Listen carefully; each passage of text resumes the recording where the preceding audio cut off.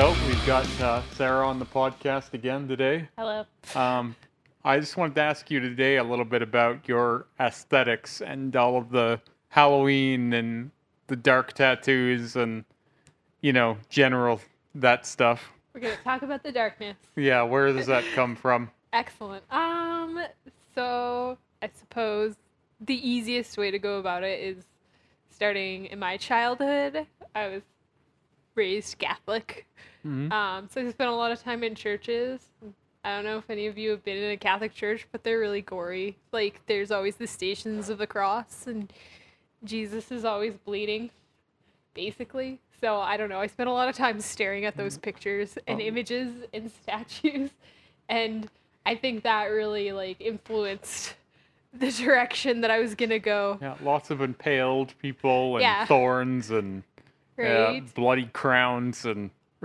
Yeah. It's... I was kind of religious when I was young. My parents were, my mom was kind of Christian. She tried to get us into that for a minute, but even there, it was like some of the stuff is like it just seems over the top, mean spirited almost. Oh, the Catholics take it to the extreme, and I've noticed amongst a lot of people who have a darker aesthetic like me, it began in Catholicism, which is pretty hilarious.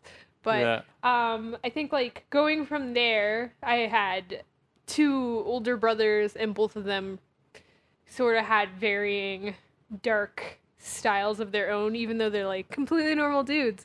Yeah. My one brother really liked anime and gory video games, and I think that really influenced me. And then my oldest brother, at one point, he was really into sort of an anti-religion and Satanism and stuff like that at varying times. Really? through his music. Yeah. So I didn't know that.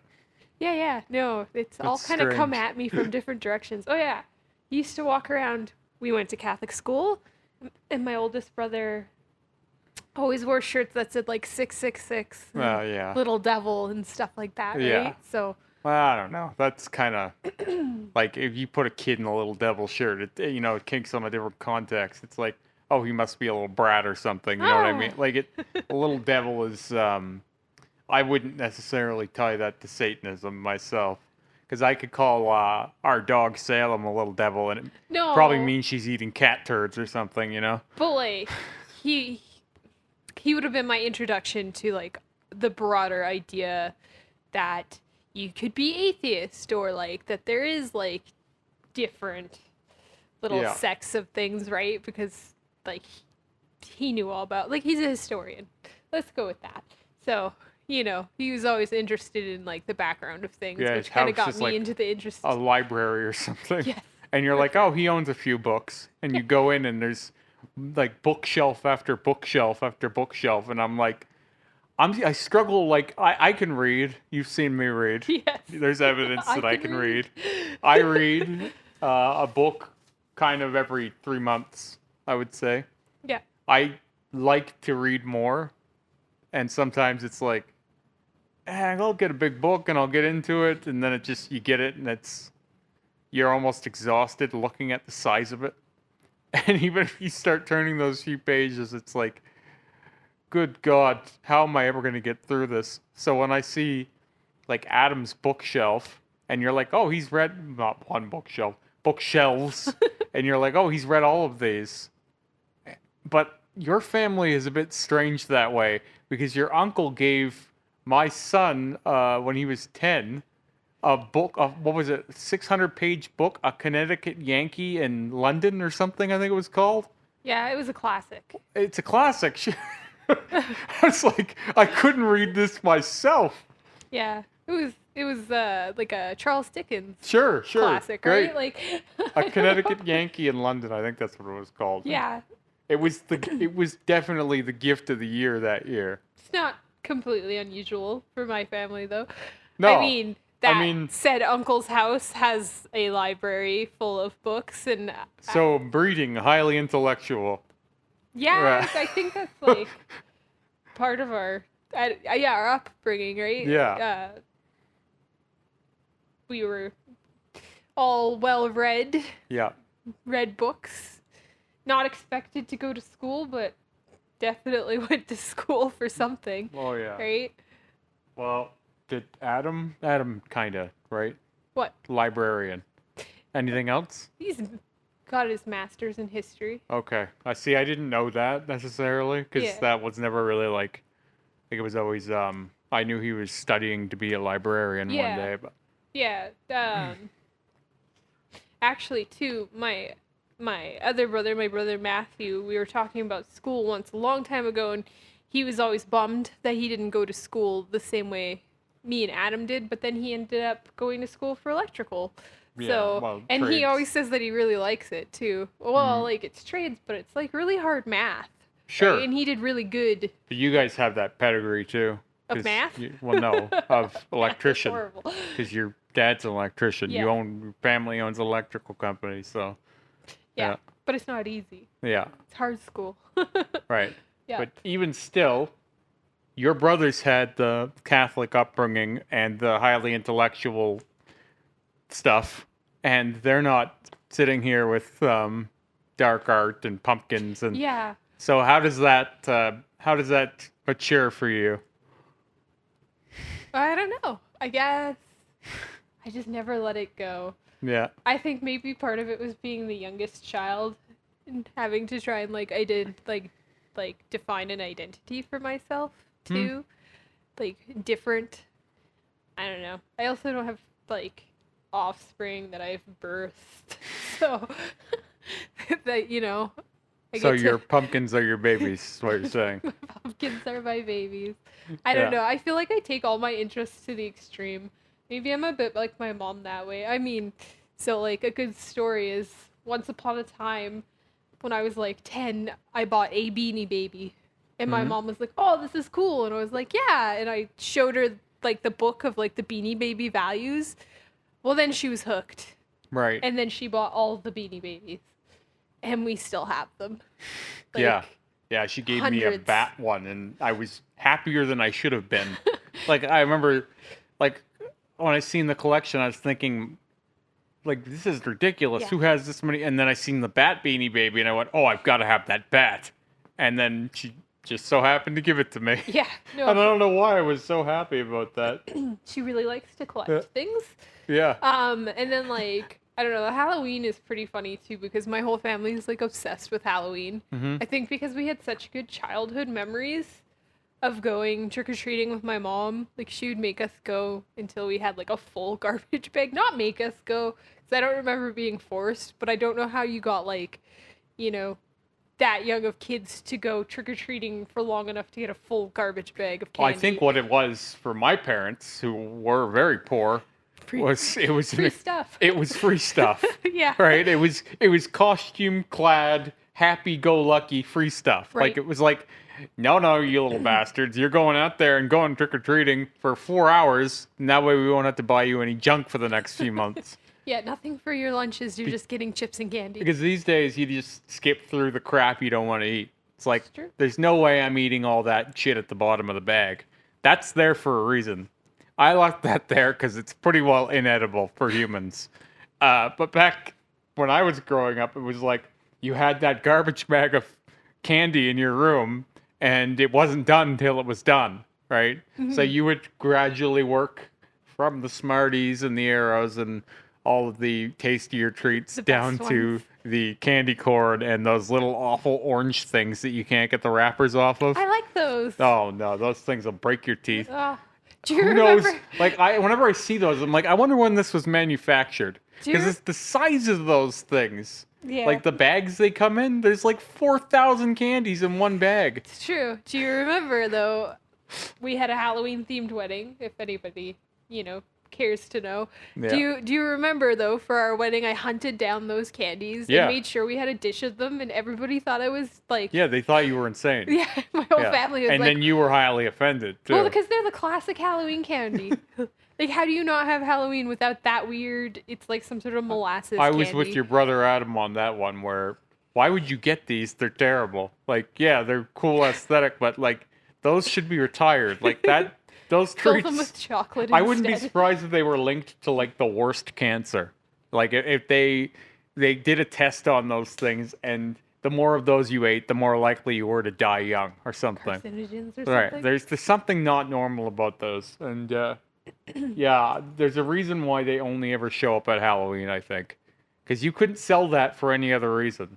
You wouldn't go into a candy store and pick that out of a lineup like, hey, give me that thing that's going to break my teeth, taste terrible, and maybe kill me. I Like, don't know. Someone liked them. They're classic. They are. I like them.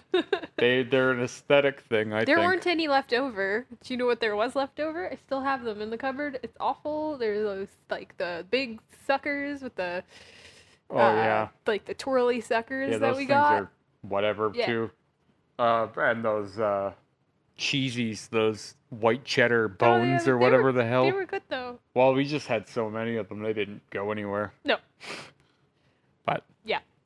so yeah, we had a got Halloween derailed. wedding. No.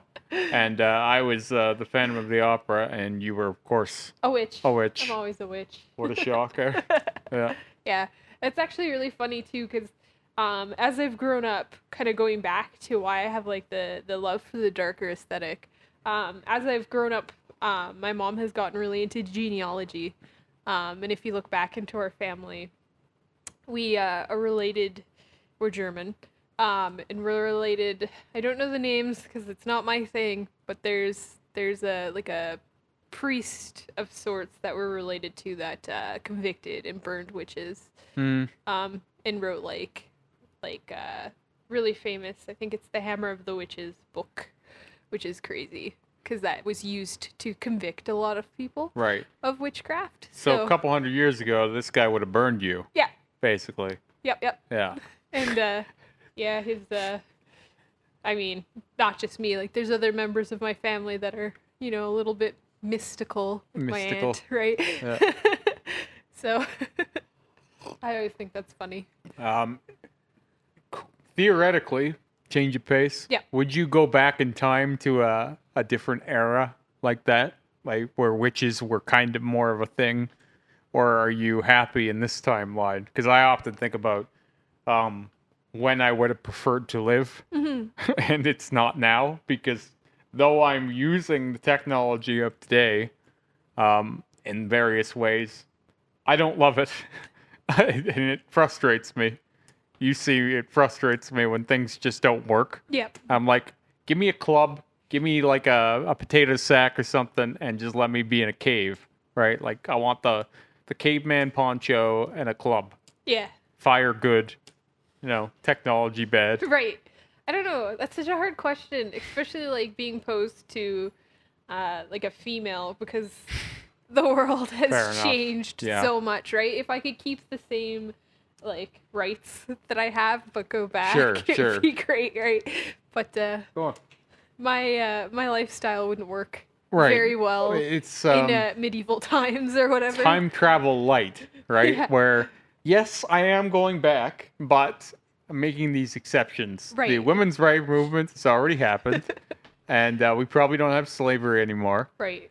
So, because like when people are always like, oh, the good old days, and then you'll have that guy who's like, the good old days for who? And it's like, oh, come on, knock it off. It's We all easy. know that in this ideal fantasy, when we're going back to the good old days, we don't mean that. Right. Yeah, we don't want that stuff. I mean, like, I guess if I was to pick a time that made sense, I would go with like the 90s. I'd like to live through the Satanic Panic. I'm quite curious about how that would have played out. I think like people when they grow up through a certain era, they're like pine for that era because I Maybe. think of the 90s, but the Yeah. way that someone might think of the 80s. But or, we were children, like Yeah. in the 90s. I would have liked to have been like a teenager or a young adult. It would have Yeah. been neat. But then you'd be 40 now, right? It's true. And we do fear aging. A little bit. Yeah. Yeah. The, It'd Could- be a lot harder to use the technology that we're working with these days, I think.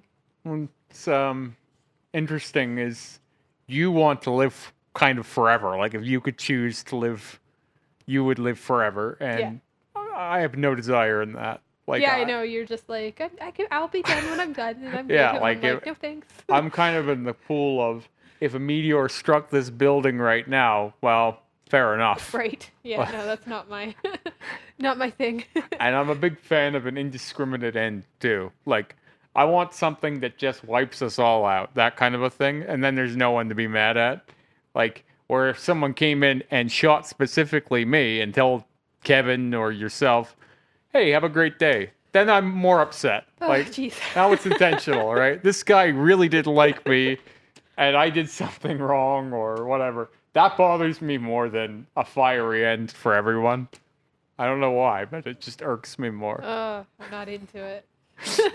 You're not into the fiery end? No, not No? really. No? No. I like the idea of people living on. That's like your way to immortality, right? It's like you instill your ideals and like your little, mini. But doesn't every or, like, moment nephews. become less important if you have more of them?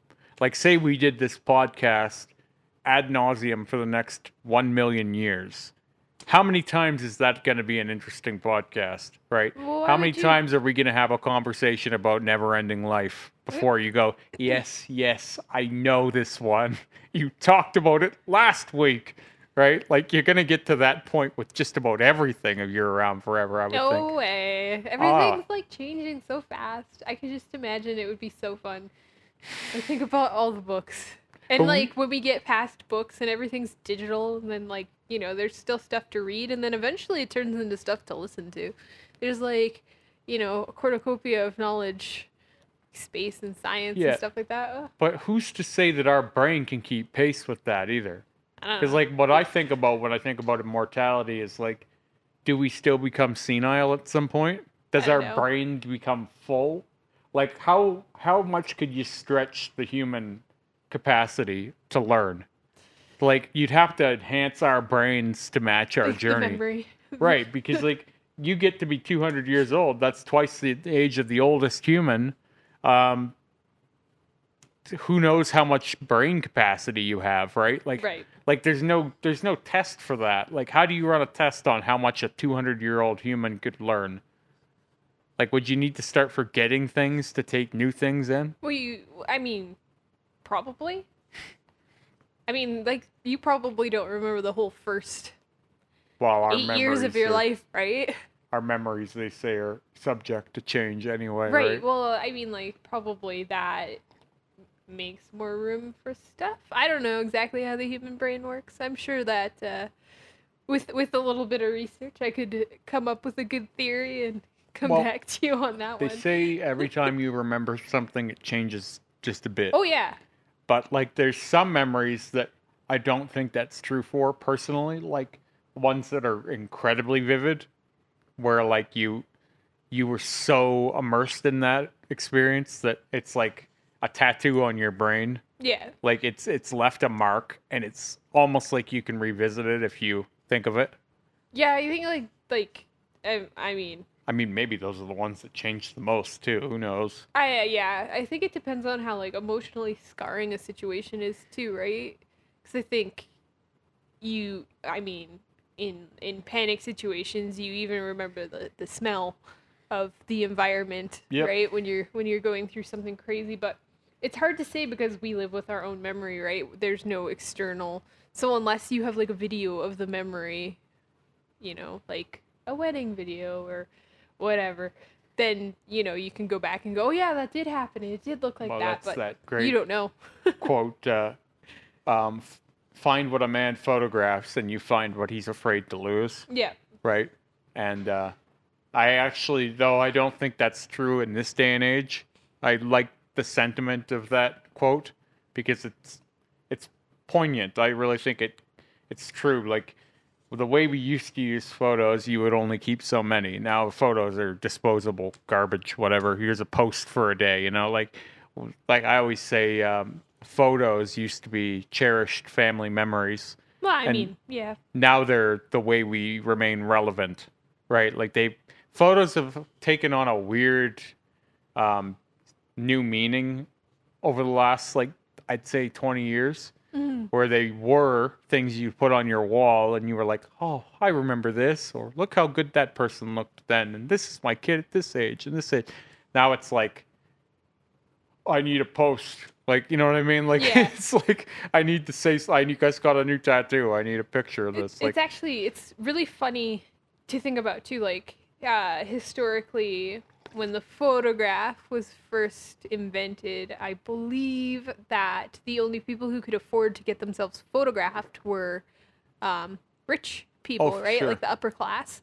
And at this point, everyone That's anything though, right? can afford to. And the process of taking a photograph, sorry, has changed so drastically.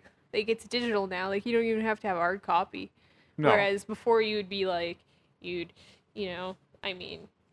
glass plates, and then you'd have to expose them and put them in a solution, and then you don't even know if it exposed right, but usually the people taking photographs were good enough photographers that they had like a basic understanding of the light and different settings on the camera to produce a good photograph. But yeah, they used to have like harnesses to hold kids still and stuff, right? Because one little move and No, this is the your photo's distillation of technology, though. Where we're talking about what happens in every single thing that we create. yeah, Is you always hear, and this is where my eyes roll back in my head when people are like, yeah, but how expensive will it be? Yeah, it'll be fucking expensive. It'll be expensive for a minute, and then it won't be so expensive. And in 5 years' time, everyone will be walking around doing it. You remember when text cost 10 cents to send? oh yeah, Now we barely even text. It's like we'll use other apps to mess. But like, the point of that is at one point it was amazing that we could use a dial phone, right? Like Yeah. it would take you 20 minutes to call someone, and you were like, Take that long. "Holy crap! I'm talking to so and so from this place." And then before long, it was long distance. Yeah. And then after that, now we have cell phones and we have car phones, and now it's like car phone. What is this? The early '90s? Like, and the first cell phones were like 10 feet. A brick. You know, they were like the Zach Morris telephone was like, he took it out of a bag, right? And it's like as big as his head. Yeah, those things were massive. And when you're watching it at first, you're like, this is space age technology, right? It's like, whoa, look at that thing. He's Yeah. amazing. Like, how did he get that? And now we, first off, barely call anyone. Yeah, I know. I don't remember my mom, but other Well, than you that, talk I to don't your- usually phone people. Well, when I see someone calling me, and especially if I don't know the name, if I don't know the name, they're not getting an answer. But if I see someone calling me, I'm exhausted by the thought of it. It's almost like, No. ugh, I don't want to talk. Or couldn't you have texted me? And like, I realized when I think about it, I'm like, wow, like these things we used to be so amazed by, Yeah. and they just do nothing for us now. And like, that's the same thing we're talking about with photos, right? At one point, like you said, only very rich people could do this. Yeah. And now it's been distilled to a point where anyone, anywhere can do it almost with a toaster. Well, yeah, you carry it around in your pocket, right? We And carry it then you around in our pocket. Clip, clip, clip. And At pretty an soon, like amazing your eyes detail. will be taking the photos.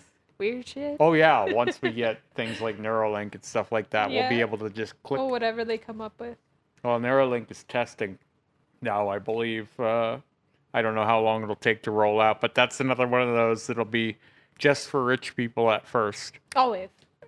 Same thing with this new burger. The it's not meat and it's not vegetarian. It's like lab meat, where they're yeah. constructing like It's- basically cows. It's fake real meat. Right. Grown meat. So right now you can get a burger made of that stuff, and it's incredibly expensive. And everyone's like, "Oh, what a barrier to entry!" I'm like, "Yeah, but it wonon't be once they figure it out more, because that's how Well, everything goes." When more people consume it and the process is. But then there's also social faux pas, right? Like, because no one will want to eat that burger. You'll have people going, "Well, it's still meat, and it's still wrong," and then you'll have the more redneck wing going, "I'm not eating that. It's not not a real real meat." cow. I need to eat a real cow. I need to see it walking around." It's like, no, you don't. You can eat the damn thing. All right? Both of you can just eat it. This is Yeah. progress, guys. You're going to get left behind. It would be nice not to take up so much land with cows, though. Well, it would be nice not to have factory farming, too. Yeah. I mean, how many people are you unemploying and stuff, right? Right. No, but I mean, if we come up with a way to like re-employ those people in a meaningful way, or like maybe those people just get a big fat check. I think And that's going to be most of us soon. get to do whatever they want, like make podcasts and sew clothing. But then you have the wing of people who, where's that money coming from, right? Like, where are we paying these people from? So sure, we get now art is all we do, Right. but you're still going to have that voice that's not content with people getting free money for that stuff, right? Yeah. Eh, tricky, right? Because, like, if you have a world filled with, like, let's say robots that cook, right? There's still going to be room for the restaurant where, the Remy cooks, right? Someone is still going to be like, I'm going to pay top dollar to go have a human being cook my food. Until the human being screws up their steak, and then they're like, that robot never gets it wrong. Because the robot's programmed to do it a certain way every time, and there's no emotional inflection. Well, but they'll also say because there's no heart in it that the food doesn't taste quite the same, right? Like, this is all kinds of, like, arguments Yeah. that can be made. It's all emotional and magical, like Disney Wonderland It's stuff, where our perception. it's not really based in fact or any sort of reality. It's just- It makes me think of, like, so my great grandmother, who's like 101 this year, right? She's so old. She makes this potato salad, and my mom knows how to make the potato salad, but she makes it the exact same. They could make it in the same room at the same time, and my mom's will taste different than my grandmother's. And I swear to you, it's just like great grandma's big old lady hands mixing the potato salad and the love that she puts into it that make it taste better. But, like, how much of that is psychological, Well, right? like, pretty say crazy. you reversed them, and now you think your mom's was your Oma's.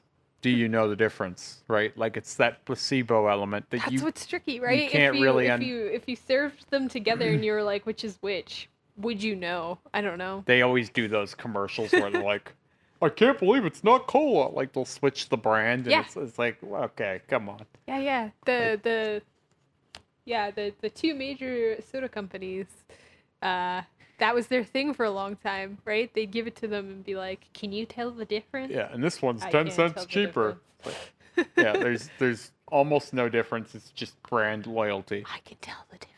Yeah, well, I mean, there is some difference, but, like, the differences are negligible often. Like, even between your mom and your soup, and you swear there's so much difference, but There's difference. there's only so much difference. And you'd probably only know that difference if you had been eating that for a while. Oh yeah, part of it is nostalgia. And that's like we were talking the other podcast we did about like, I don't care as much about, like, an individual's way of doing, say, a tattoo, like you do, right? Where you'll notice the small details that this one person was able to achieve, and I'm like, yeah, but this guy did it just about the same. Like, what's the difference? Give it to this guy. He'll do almost the same job, right? So I don't care as much about, like, the particular ends of things, right? Where if it's 80%, that's good enough for me. Like, I don't care about the other 20% often. Oh man, I want it to be 100%. Yeah. But that being said, you went to school for art, so you needed to focus more on those little details that made things what they were, I guess. Yeah. I don't know. I feel like I just, like, gained a lot of respect for, the process and what it takes to get to a certain point for an artist. Like, it's very rare that someone just wakes up and goes, this is my style, and it's, like, perfect and beautiful, right? Like, there's a lot of development for most people that goes into creating, their own kind of unique style. And I imagine it's the same way with tattooing too, right? Like, the way they do, like, their shading and stuff like that. Like, I'm sure that there's, like, some nuance and, like, trickiness that I don't quite understand. But I think that, like, if I pick up a pencil and you pick up a pencil, we're not going to shade the same way. I'm not gonna shade at all. It's gonna be scratch marks on paper, and it'll look like a drunken toddler drew it. I've seen your drawings. They're not as bad as you And they're say pretty they are. they're pretty rotten, but you've had several different art styles though, because like the first stuff you showed me was like anime Yeah, from girls when and I was like like a child. elves and like different like anime guys, right? Like Dragon Ball Z Yeah, characters and yeah.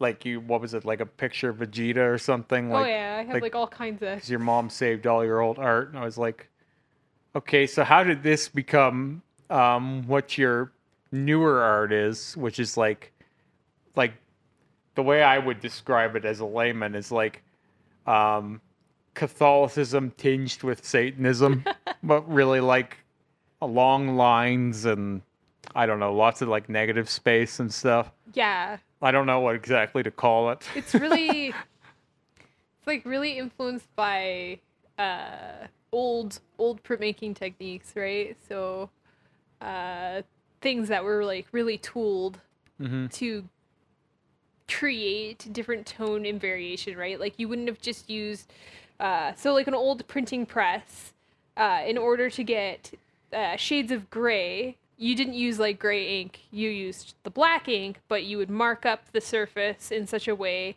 that it would appear gray to the eye, right? So like they still do it with like newspapers, right? They like it's like tiny little dots that create the varying shades. So old printmakers like that did etchings and stuff. That's sort of how they got their varying shades, Hmm. and that I think was always like a huge influence on my art. You Like talk a lot pointillism and about stippling. like the way things used to be done, Yeah, yeah. right? And almost everything we So used to do nostalgic. is going like used to be brought up newspapers.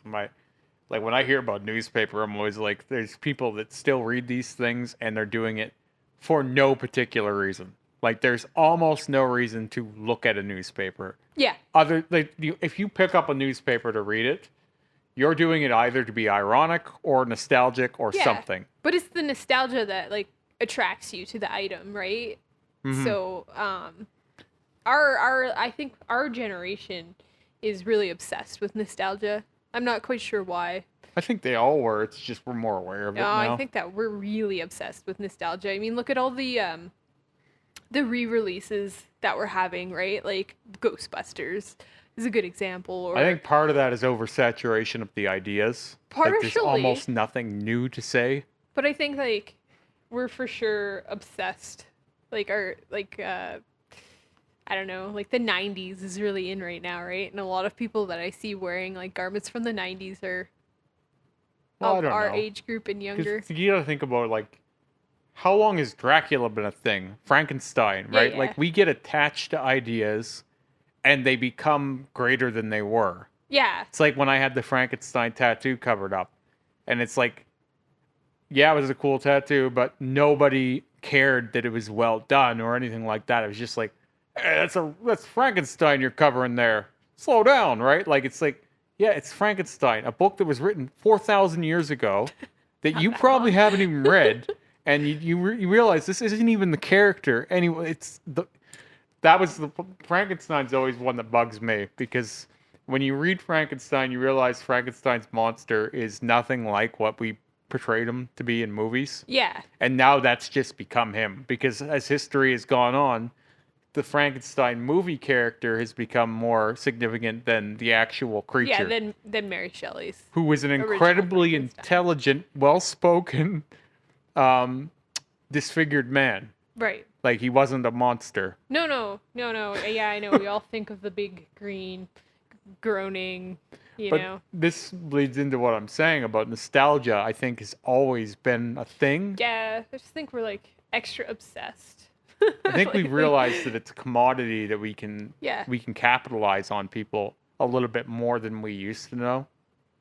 Yep. Like we've gotten really good at finding out what people want and feeding it to them continually, almost till they burst, Right. right? I mean, and the market for things is so massive now, even compared to like when we were kids, right? Like we didn't have the internet, so if you wanted like weird goth clothing, you had to go to your whatever store in town and hope that you had a whatever store in town that sold the weird goth clothing because I mean, you know, let's be real, we didn't really have a store. I don't know if your little town that Oh you God, came no. from There was nothing like had that. a little store, but there was no internet yet. So if you wanted, like cool bondage pants or, like an Emily the Strange shirt or something like that, you weren't getting it unless you sent someone to the States. So, to speak of my little town that I lived in Yeah. for a minute, when I was young, being the rebellious cool kid was you're wearing a pair of mom jeans and you've got a bomber jacket with some white stripes down the side. Right. And And you a got a mohawk. mohawk, right? Like, but somehow that was a cool, like, rebellious image. Yeah. Right now, if I see that as an adult and I see a kid doing that, it's like, Normal kid. what is happening here? Yeah. Like, You well, also grew up in small town Nova Scotia. yeah, well, small town within, like, not even in Halifax. We lived in, like, the Maritimes, like the Like the Annapolis smallest, Valley. Yeah, like where a town would have 100 people. There was like 15 towns around you, and for some reason, everyone in Kentville hated everyone from Wolfville. That And sounds it's like right. you realize they're like 2 feet away from you. Like it was insane. Competitive. The clan mentality, like where it's like if you lived 2 feet over, you were a completely different human. Like, oh, I don't mess with people from this town. It's like Well, they're your neighbor, right? If you think about it, though, originally it is very possible that those different towns were different groups of immigrants that probably didn't like each other. And It's then just- that's lasted for so long, right? Like one town might have been like German immigrants, and one town might have been like Irish immigrants. Like I don't know what the peoples Yeah. that came to that area originally were, the French, whatever, right? So they probably didn't like each other, and they probably stuck The- to their groups. The way I always think of things like that is the reason why those kinds of cultures develop that way in small towns, from my point of view, is like we've only had the internet for so long. Yeah. Right. So sure, we live in this bigger world, but when you don't have outside knowledge continually daily like we do now, when we go on social media, we see indifferently, we see a guy's post from Britain or from next door if we follow that person. Yeah. So, like, the way we consume is it doesn't matter where these people are from. We're still seeing them in some order, depending on the algorithm, right? Where back then, even when we were growing up, the people we would live by were our whole world, Yeah. right? So these guys, to go that 3 blocks over or whatever it was to go from Kentville to Wolfville, that is a world of difference because their whole world is around them then, Right. right? Where now our whole world is online and around us. Yeah, Right. we're part of a global community. So yeah, we're born more and raised more globalist than we ever were before. Where before we had a nationalistic kind of point of view on everything. Yeah, not even like I wouldn't even go as far as to say is we probably didn't feel very national. Well, no, we but probably more were like more like- provincial or Yeah. whatever, municipal, whatever it is. But whatever was in our area directly Yeah. was our whole world. Yeah. No, you didn't know any different, right? Yeah. It's true. So to get from there to an artistic standpoint Yeah. is because it does follow the same rule. If you were only in a culture that drew pumpkins, Yeah. without the internet or something else showing you, well, that pumpkin is going to be art every time. You know what I mean? Like, how do you get beyond that? How do you raise your scope without sight outwards? Like, how do you start drawing a skull instead of a pumpkin if all you've ever seen is a pumpkin? Well, that's the tricky thing, right? I think that's what makes an artist is they it's like the desire to break free, right? A little bit. So, for example, I always remember in art school, they really, really, really pushed this narrative where they wanted all the artists to be doing these sort of live performance style art, even if you're working with a two-dimensional medium. So I was working with printmaking, which is like so old school at this point. It was all analog and stuff like that. But what they wanted really bad was for every artist to do, these performance pieces that didn't last, right? Unless you create a ephemeral video. art. Yeah, and that was like the big narrative that they were pushing at school, and I push back against it quite a bit because, someone's telling me you have to do this, and I'm like, no, I'm gonna dig my heels in and, do really traditional printmaking because why should I have to follow, what you're telling me to do? Like, that's just as bad as, conceding to the status quo. I just want to do what I want to do, and it influenced what I was doing, that pushing of that narrative. The other thing that they really pushed was they wanted us to do like installation pieces. So like you would gather like other objects to influence your sort of aesthetic that you're going for, which I did do a few installations,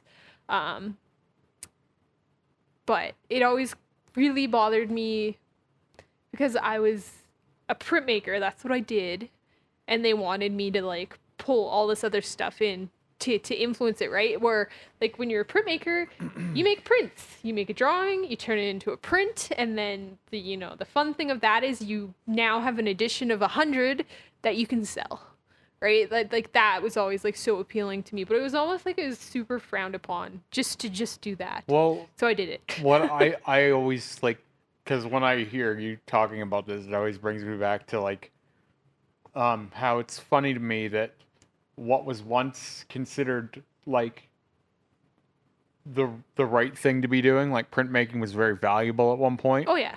And now it's going against the grain to do that. Yeah. And it's funny how what's in flavor once will eventually come out of flavor, and then it's almost like you're now counterculture to go after that, right? Yeah. Where before it was like it was counterculture not to do that.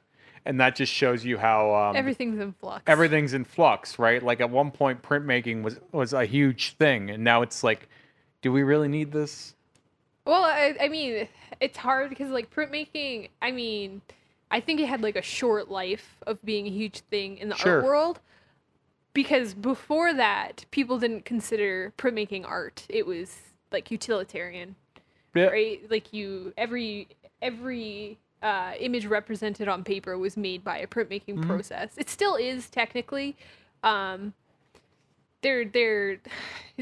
It's gotten better, but when I started going to school way back, there was a lot of argument about whether a digital printing could be considered in the same way as a analog, You like take the hand-printed process print. out of it.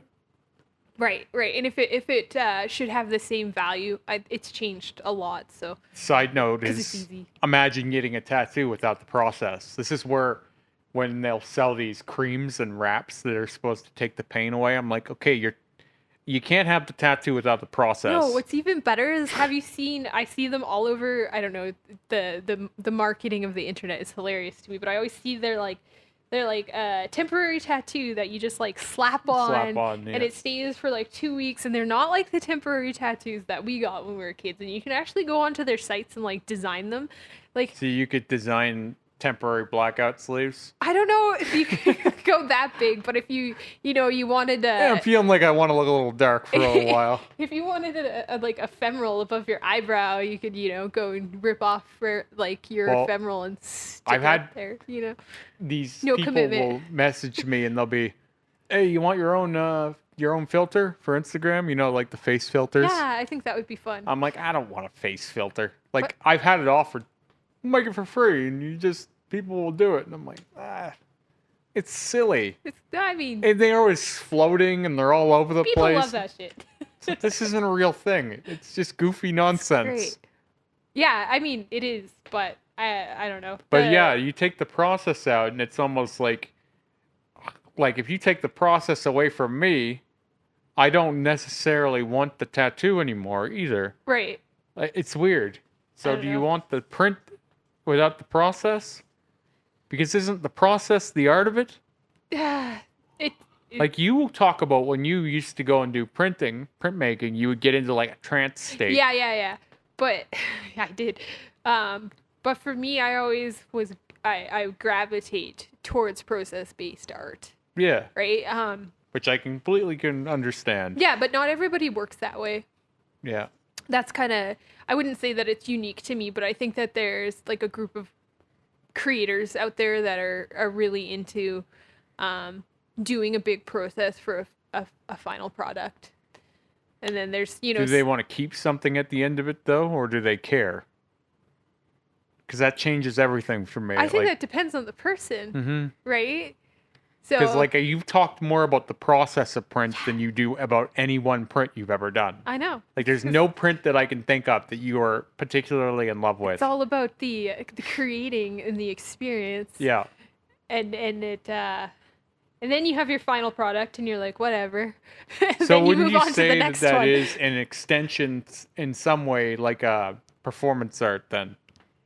I guess it would be if you really like thought about it. Like if you go meta on it. Yeah, Right. right.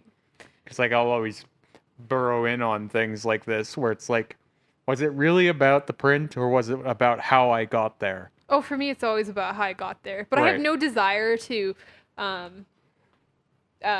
make a public spectacle of that. It's like glass blowing, for example. People love to watch people blow glass because it's so rhythmic and stuff like that. And it's sometimes less about what they're making, for sure, and more about watching them, like, you know, twirl the glass, which is crazy hard to do. But I was in a glass blowing class and I hated it. And I liked the process, but I always had to, when you do glass blowing, you basically always have to do it with a partner, unless you're really experienced, but there always needs to be two people, and I really like doing things very solo, and it was really tricky for me, and there's always like a group of people around like watching you do Yeah, your I don't thing. I it's too don't much. love that. Like sometimes like it's funny because I'll be getting tattooed by Rick or something, and like a flock will appear around Yeah. someone getting tattooed, and I can tell he's thinking the same thing I am, and it's like Too it's many just way too people. many people. Right. Like it's not in. This is supposed to be maybe one person comes back or something. Yeah. Sometimes you'll get these.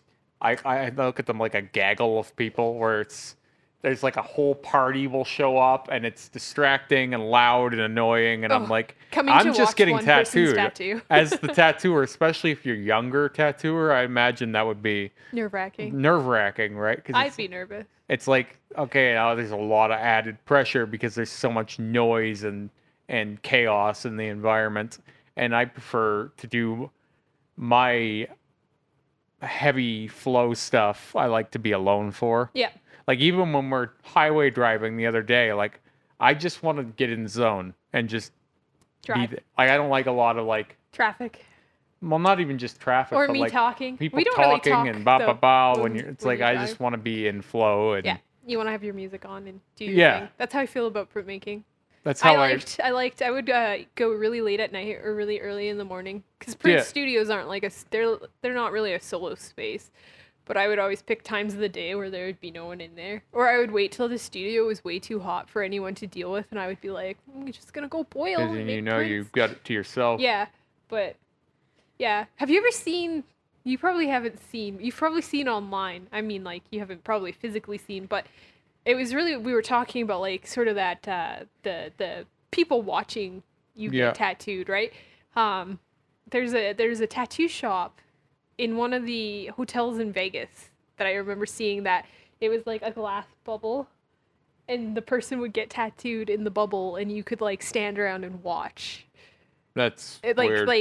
being like a hotel passerby. Yeah, I don't And know. that was like the whole point was getting tattooed in this like glass room so that like, you know, people could watch. It was weird. Actual like tattooing is like watching it is always it's different than the finished product is. Like it has a different not just a different look but a different feeling. Like, and I'll notice it because like I'll post videos of me getting tattooed and everything looks different. Sounds obviously there's sound.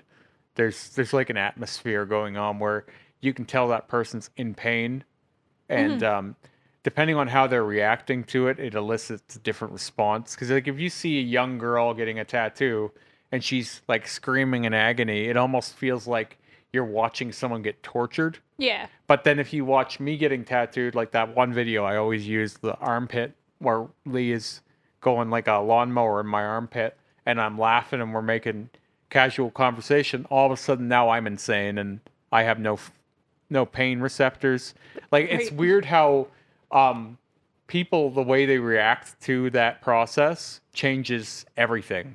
Yeah. So I find that with just about everything in life. Like there's so much nuance in anything you consume where one person could be doing the same art form on someone, and depending on how that person's taking it, it's now become a different thing. Right. Right? So it's not just about what's happening, it's about how everyone's perceiving it too. Right. Right.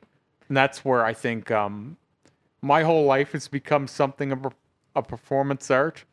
And Yeah. my, like, See that. and I'm not a real big arty person either, but I've had to take a step back and look at some things and go, this is taking on something that I didn't intend it to. Well, it has its own life. Right, it has its own life, and people think I'm doing it for different reasons than I could have ever even imagined. And I always just think that that's what art actually is, Yeah. right? It think should so. be like really ambiguous in a way where it's open to interpretation. And if you try and give it too much meaning, you're going to be disappointed because no one's going to see what you see. I don't know. Yeah, it's hard because like I feel like I was programmed in a way where I automatically think that if people don't get the message that you put into your art, then your art is bad. Because that's something that we spoke of lots during critiques in school and stuff like that. But I don't like. I agree with you. Is like I think that like if you put something into the world, it's bound to take on a life of its own, and there's no way that you can account for all people's different biases in regards to the product that you've put out, right? So like, I mean, you were a good example.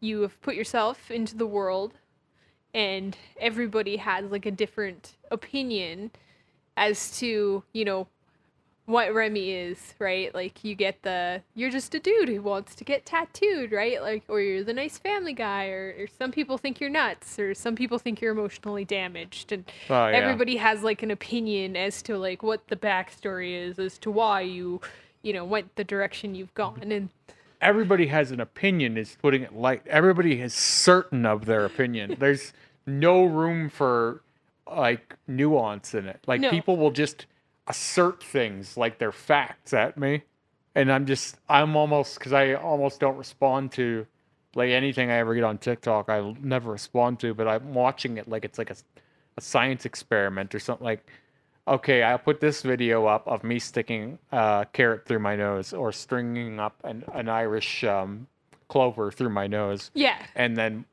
the reactions are literally anything from this building to outer space. And every single one of those people is sure of themselves. yeah, no, for sure. I'm sitting here going, I'm not even sure of it. Well, most of the time you're just like, it's Easter. Yeah. I want to stick a carrot through my nose. Yeah, And let's it's do just some like, Easter fun. Let's videotape it. These videos are always like not super well thought out and No. mostly like hilarious. They're junk. There's Yeah, not they're- that much They're thought. shit posts.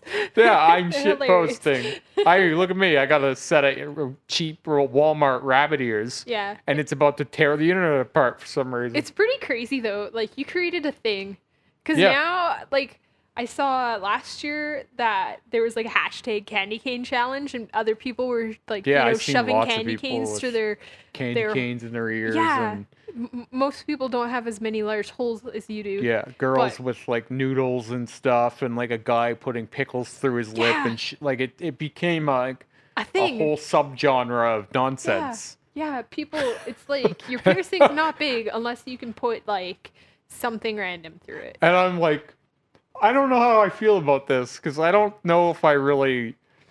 I was just like, what else can I do? Like, how can I have some fun with this? And it was Yeah, how can I I make it still will do entertaining? more of them, but it became more powerful than I expected it to be. It became a phenomenon. Well, I mean, obviously, it's not like it's not like it's something that was like trending worldwide, but like other weirdos would start doing different things like that, right? Yeah. Which was like I didn't really expect to have that kind of Right. effect. The funny thing is too is I bet you a lot of people don't even know where it came from. They've Oh, probably no, just no, seen someone just- else doing it and they're like, I want to stick something through my face. But that's where I've had a little bit of fun. irritation at. And I mean, it happens, like, but blackout tattoos have become fairly popular Really online. popular, That yeah. you don't see them all over the place. But like, when say Kat Von D got that black arm, it was like, okay, now everyone thinks that blackout tattoos are being done because of that. When really, I know it was people way were doing before it that. way before that, and just because someone famous has done it, now it's like everything is attributed to that. Like I had somebody like, oh, what? Like you're trying to be Kat Von D? I'm like, I had blackout tattoo. My whole arm was done 3 years before that. You're right, right. Like I don't understand why we have to, like she's become the emblem for that. Just how some people relate to things. Yeah. Right? It just makes it easier for people to digest. And like it's good, I guess, in a way that stars like Kat Von D have gotten blacked themselves out because I mean then at least it's in more popular media and helps people become more okay with it Yeah. faster. You know? Sure. But then there's More also acceptable. how okay with it do you want the world to be? Like I always wonder like things it's not that I won't like it if it becomes super popular and there's 10 Remys Well, you're stuck with tomorrow it. and then there's 100 Remys the next. It's not like that, but some things have more of an appeal when they are rare, Yeah. right? Oh, for sure. Like imagine if everyone had your witch tattoo. Would you have wanted it? Like Yeah, the I exact still- same one? I still would have wanted what I got. I don't If really. every single girl you knew had that same tattoo. I'd be so annoyed. Would no, you I want it? probably wouldn't have gotten that same Right. tattoo. So there's If every girl I knew, but if I saw like 30 people on the internet that had like a burning witch on their arm, I'd be like, I want my own burning witch. And Yeah. I would find some weird but artist the to do it like I did. oversaturation of a thing makes it not desirable anymore. Only to certain people. So like what would I do? Who would I be if blackout tattoos were everywhere? If Kevin was sitting here with a full black suit, you had a full black suit, Scott had a full black suit, all of a sudden I'm Just gonna be the look guy who's like, okay, I'm gonna be the pink out guy, right? Well, there is the Like, blue guy. I gotta there's gotta be a way to keep pushing it. Yeah, I mean, like, it's hard though, because you think about, for example, when we were kids, there wasn't like a billion people running around with tattoos. But now everybody I know has a tattoo, except for my family like- members, and they're weird because they don't have tattoos. Like, to me, right? I'm subscribed to Unilat now because obviously they featured me, and I'm like, okay, I'll They're follow finding that. all the weirdos. And, yeah, well, they're on a weirdo campaign, which is perfectly cool by me. I dig it. But, the guy this morning, meet the man who turned himself into a skeleton. I'm like, see, this is what happens, right? Because it's not that I don't admire his drive to be a skeleton. No, he wants That's to be valuable. what he wants to be. If you identify as a skeleton, more power to you. Or a cat. There's or- Dragon Lady, Tiamat Dragon Lady. Yeah, yeah. There's the guy who's I turning love it. himself into an orc. Like, there's any kind of thing. And Yeah. more power to all of that. You do you. But this is what happens when you do too much and then everybody does that too much, right? And then it becomes commonplace and then it's like, well, I need to go farther than that. And I don't think it's conscious either. I don't think these people are like, I need to be farther than that. I just think that it's like in human nature to keep To pushing. be competitive. Right. Right? Like, Yeah. and they would tell you it's not about competition. Oh, no, but we have like a strong drive for competition. It's And like- innovation is, Yeah, yeah. we have Skeleton Man today. What's next? Oh, we're gonna have Dragon Man with wings that Well, actually yeah. flap. Well, wings are a thing that people have been trying to figure out for years in the body modification field, actually. Right? Wings are really hard to do because our back is not designed No. to support wings. Crazy. Yeah, I'm Little always waiting tidbit. for like a. I mean, it kind of happened a few years back, but the resurgence of the corset. I've been waiting for it to really Like come back. corsetting? Yeah, Yeah. because it's like super modification. You're like Yeah, changing the shape of your body. Yeah, I think And it's there's like a niche. huge community of Yeah, girls that there's definitely do people. it, but There's men that do it too. it kind of hit the mainstream, but I've been waiting for it to really hit the mainstream. I think It's the problem with it is it's not instant enough. interesting. Yeah, Like for that to become mainstream, you'd need I to make guess it easier. we are a society of instant gratification. Well, like my It's true. one girl I was with wanted to do corset training. Yeah. So I bought her a corset for her birthday. It was a really expensive, well-made, well-boned or whatever starting corset. And she got it. Cost me, I think, $400, custom made for her. And she wore it, I think, 3 days. So uncomfortable. Well, it was uncomfortable, which was fine. That wasn't the problem. The problem is you have to live in it for the entire day. Yep. Pretty well. Yep. It's a And commitment. I think the reality set in after the second or third day where it was like, I don't want to sit on the couch and eat chips with this thing on. Well, you can't really. I mean, I can't be comfortable in this. can't really eat chips in it. And so when you take comfort away, all of a sudden it's not worth it. Right? If we could be different without discomfort, then that's great. Like I said about these creams and wraps and things, takes the pain away. It's like, yeah, but without the process, it's not that thing anymore. Without corset training, Yeah. you just want the thin waist. Why don't you mean, you can diet then? exercise. Like exercise, something. Yeah. We just want a fast way to be thin. That's not what you're going to get through corset training. No. It's how you get really curvy.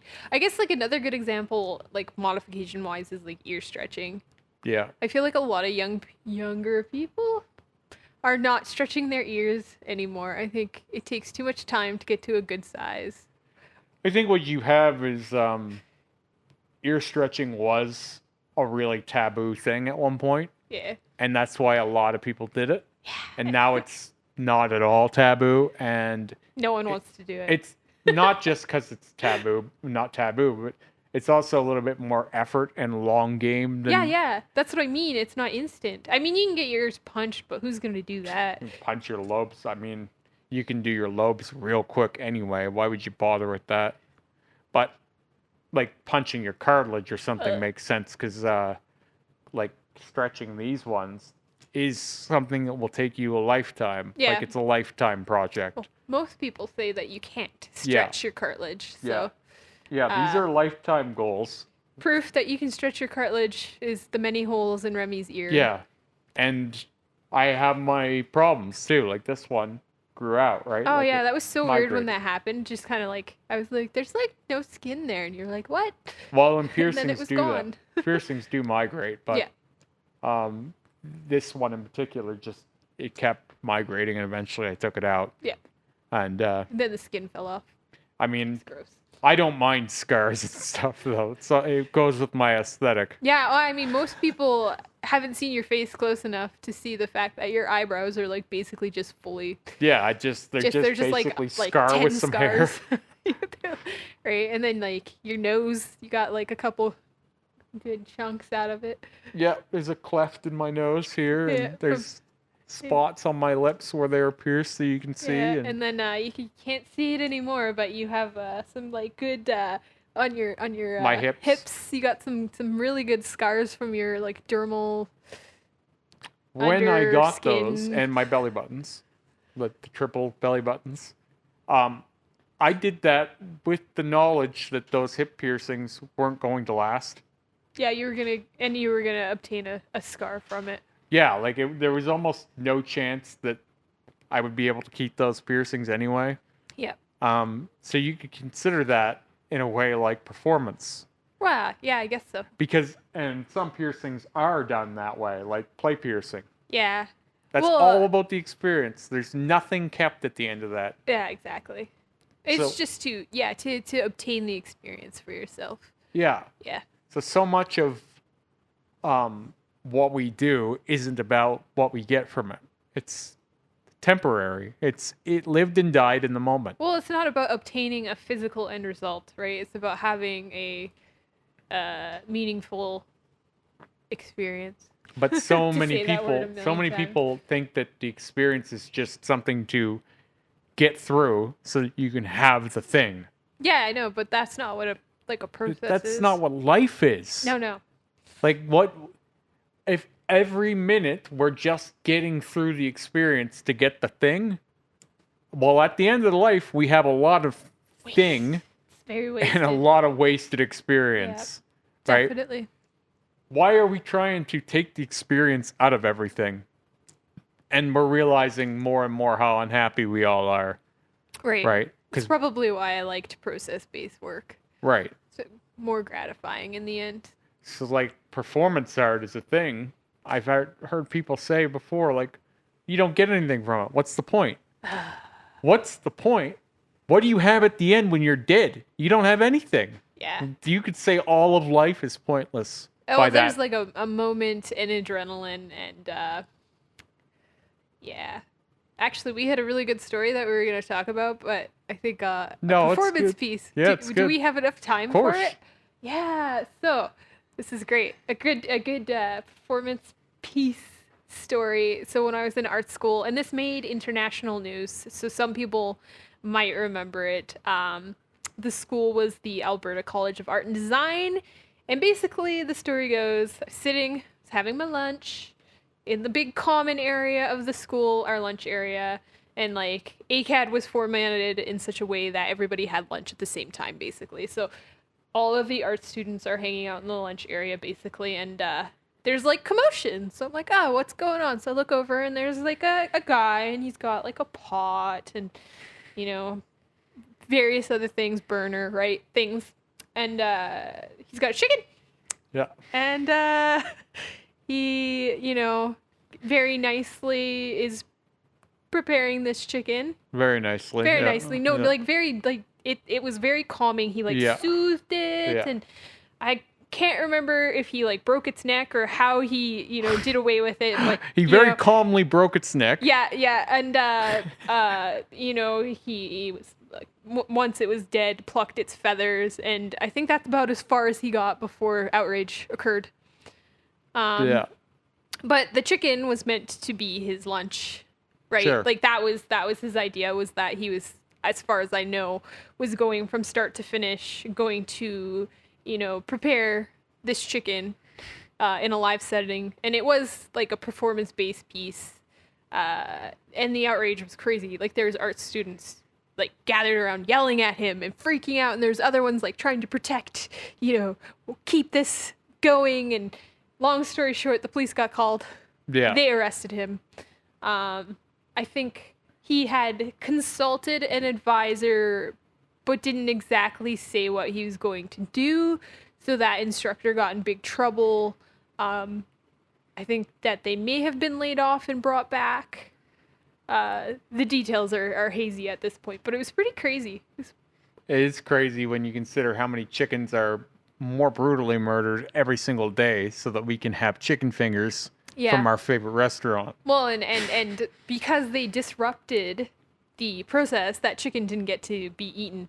It just died for nothing now. Yeah. Because, you know, the outrage, and I'm of the opinion that he knew exactly what he was doing. Of course. I think that it was maybe a normal process that he was used to happening, but he realized that, you know, No weren't one's used ready to to see that anything be happening. murdered in plain sight calmly. right. Can you imagine doing that to a human being? Well, I mean, it's different if it's a human Why being. is it different? Because we don't eat people. I don't know. Because we don't eat people? But you We didn't have- eat the chicken, Well, yeah, he was right? going He to didn't eat get the his chicken. dinner. I don't know. That's So like if he had ate it, would people have been happy about it? Oh, well, at least but he ate it. He didn't get. Well, see, that was my logic. Was like, oh, he's going to eat it, right? Like if someone like needlessly, like if they had a squirrel and they just killed the squirrel for funsies. There's lots of squirrels in Calgary where I went to school, so squirrel's a good example. But if someone had just like killed the squirrel for fun art, I would have been mad, and I would have been with the people yelling. But it was intriguing to me because like I kind of got the message, that in our culture, we don't see the process that goes behind, the animal slaughter. We don't want process. No, I know, but just give me the we're so sausage. divorced from that. Yeah, I know, but we're so divorced from the animal, right? Yeah. So he was making it really real, and I wish that he got to finish it and didn't get arrested, because I think that it was a valuable lesson for people. I think the problem is, like, you need to take it back like 20 steps for us to be able to digest it. Yeah. Right? Because we're so removed from process and trying to get even farther away from it that if you just bluntly put it out there the way it is, it's terrifying to Yeah, people. it was definitely terrifying, I think, for some people in the situation. I think there was like some question of, is this sanitary? But like, it really made me upset because we were in an art college, and I think stuff like that should be, more welcome. And it wasn't, and it was really disappointing. And apparently, a lot of instructors told me that crazy stuff happened in the 70s like that all the time. Yeah, and it was fine. In the 70s, sure. In probably earlier than that, too. Yeah. But the way we're moving, nothing challenging at all is acceptable for human beings. No, it's like, yeah. Like, I mean, if it's tough, hard to get through, or challenges of what we already think, we do not want it. yeah.